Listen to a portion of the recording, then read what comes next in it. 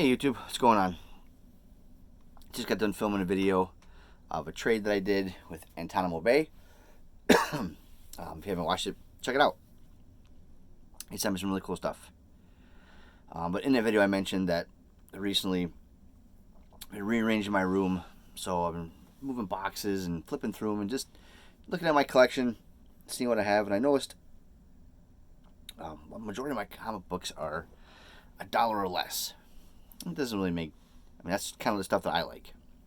So I figured I'm going to show a video of like my top 10 or so books that I paid $1 or less. Like I said, the majority of my comic books are $1.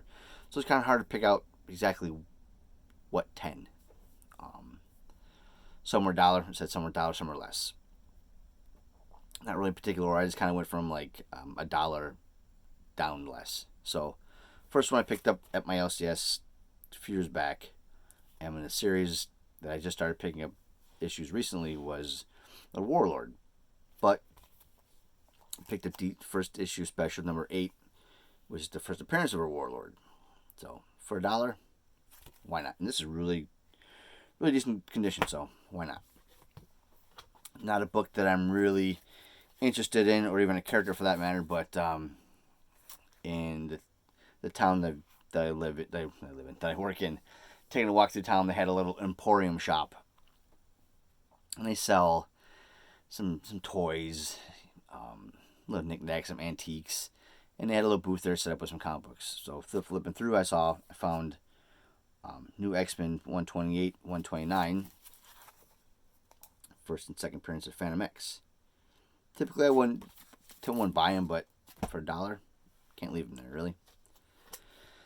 Bought this at a con in Dayton, Ohio, quite a few years ago.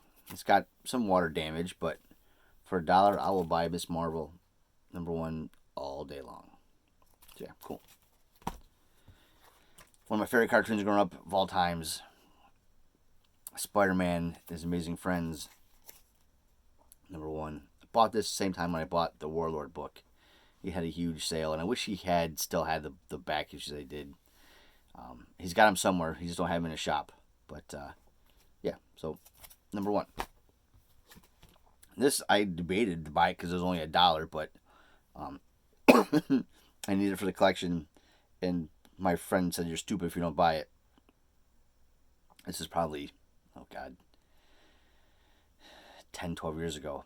But Captain America 101, yes, for $1. It's beat up.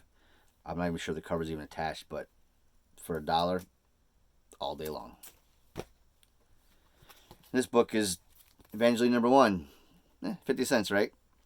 Doesn't really mean much. But to me, this is a huge book because it is the first work of Chuck Dixon, who is one of my favorite writers. So to find for 50 cents, I will take it. And again, this one, Nexus 57, random book, 50 cents. But it is the first artwork of Steve Epting. He did a backstory in this. Being a huge Captain America collector, before the Brubaker Epting run, Captain America got really stale for me. But I was still picking it up. But then when the Brubaker Epting stuff came out, it changed everything. I think if you haven't read it, read it. Do yourself a favor. If you read it, you know exactly what I'm talking about. Good stuff. And this book I paid $1 for. I've been collecting this series, so obviously I needed it for the run. But to find it for $1, even better. Now, David Adams, most of their back issues are 50 cents. They're cheaper back issues, obviously. And the day I was there, everything was $1. And the guy working was bringing boxes out. I talked about this in a previous video when I bought this book. But he was there's empty space on tables, but instead of bringing them to where the empty spaces were, he kept putting them in front of these two guys. I was getting really mad. So they're going through them first, and they're pulling out stacks of books. It turns out they're dealers, and they come in all the time. They spend a lot of money, which is fine. I understand that.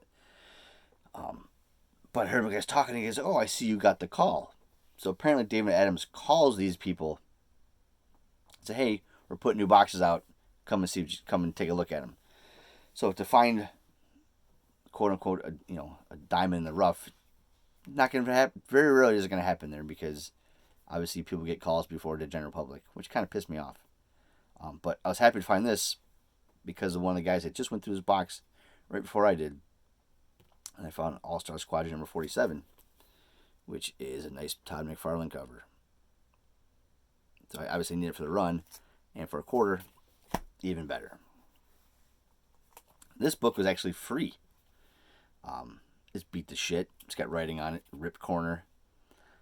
But I wanted it. I think I was still only like $1, $2. He had a price tag on it, but I bought another book with it, and he threw it to me for free. And it's weird because I just looked this book up before I went to the show. It is the first appearance of the Karate Kid. One of my favorite characters from growing up. I got his first issue, and really one of my first comic books was his first issue.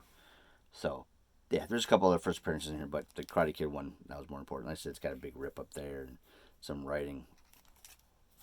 But for free, can't beat it. And this book, I think I'm going to show this once, maybe twice in a video.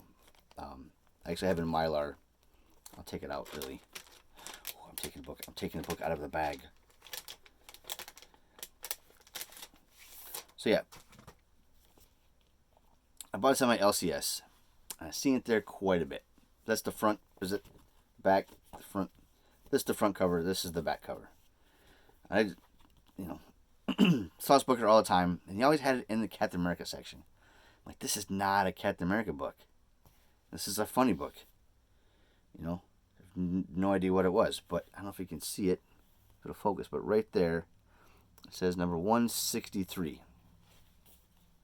I didn't notice until I bought it. But actually, this is actually Captain America issue number 163 from 1973.